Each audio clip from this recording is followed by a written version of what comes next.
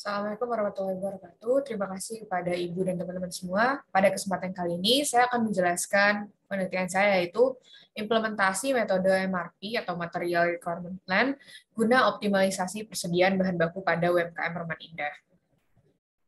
Pada kesempatan kali ini, itu akan dibahas pada bagian metode penelitian.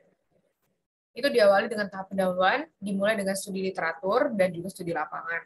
Untuk studi literatur sendiri, itu yang akan dipelajari itu persediaan, peramalan, material requirement plan, load for load, dan juga economic order quantity. Sementara itu untuk studi lapangan, yang akan dibahas yaitu observasi gambaran UMKM Perumahan Indah, lalu melakukan wawancara dengan pemilik dan identifikasi proses pengadaan barang, serta identifikasi permasalahan persediaan bahan baku pada UMKM Perumahan Indah. Dilanjutkan dengan rumusan masalah, yaitu bagaimana pengendalian bahan baku pada UMKM Perumahan Indah. Selanjutnya itu pemilihan metode yang digunakan pada penelitian ini adalah load for load dan economic order quantity. Dilanjutkan dengan batasan masalah, itu produknya hanya pada tas ransel dan juga pada tas salembang. Adapun input pada tahap pendahuluan ini yaitu profil perusahaan dan sistem persediaan saat ini.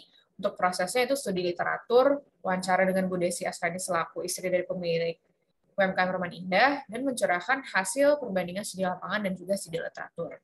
Untuk outputnya, itu kondisi sistem persediaan saat ini yang dimiliki oleh UMKM Perumahan Indah. Selanjutnya itu tahap pengumpulan data. Adapun data yang dibutuhkan yaitu data primer dan juga data sekunder. Data primer itu dapat dilakukan dengan wawancara dengan pemilik langsung, yaitu Bu Desi. Lalu di sini data primer yang digunakan ada jenis dan bahan baku, lalu inventory record files, bill of materials atau BOM, data penjualan periode sebelumnya, biaya pemesanan bahan baku, biaya penyimpanan bahan baku, serta lead time. Untuk data sekunder itu data yang berasal dari studi kepustakaan seperti jurnal ataupun skripsi yang ada pada sebelumnya.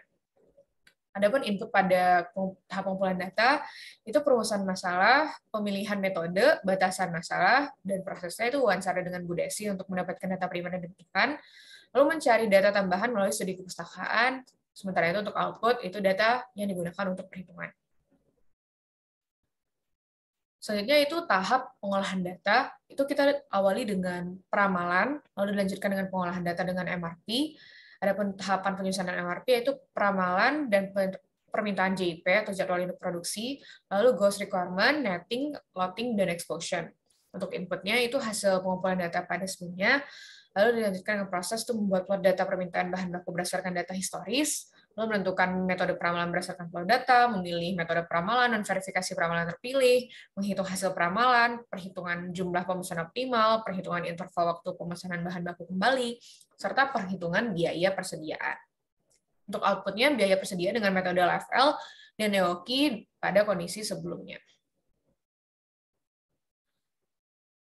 Lalu dilanjutkan dengan tahap analisis. Pada tahap ini itu dilakukan analisis perbandingan biaya persediaan dan hasil perhitungan dengan kondisi aktual, di mana inputnya itu hasil pengolahan data, dan prosesnya adalah analisis penyusunan MPS, dan analisis perbandingan biaya persediaan hasil perhitungan dengan kondisi aktual. Nah, melalui perhitungan tadi, itu dapat dilihat mana biaya yang lebih rendah ataupun biaya yang lebih tinggi nantinya setelah didapatkan dari hasil perhitungan. Lalu untuk outputnya itu hasil analisis biaya persediaan dengan metode LFL dan juga EOKI. Biaya yang didapatkan tentu akan mempengaruhi terhadap kebutuhan dari UMKM sendiri. Apakah metode itu cocok diterapkan pada UMKM atau tidak, maka nantinya akan dilanjutkan pada tahap kesimpulan. Saatnya itu pada tahap kesimpulan dan juga saran, itu terdiri dari kesimpulan dan saran. Untuk outputnya, hasil pengolahan data dan analisis data, sementara itu untuk proses pengambilan keputusan dari sesuai dengan tujuan penelitian, dan juga saran-saran untuk perbaikan penelitian selanjutnya. Untuk outputnya, mendapatkan biaya persediaan terbaik. Terbaik di sini bisa saja lebih mahal, karena UMKM sendiri nanti bisa menyesuaikan dari kebutuhan UMKM. Dan bisa juga lebih murah, yang sesuai dengan kebutuhan UMKM juga.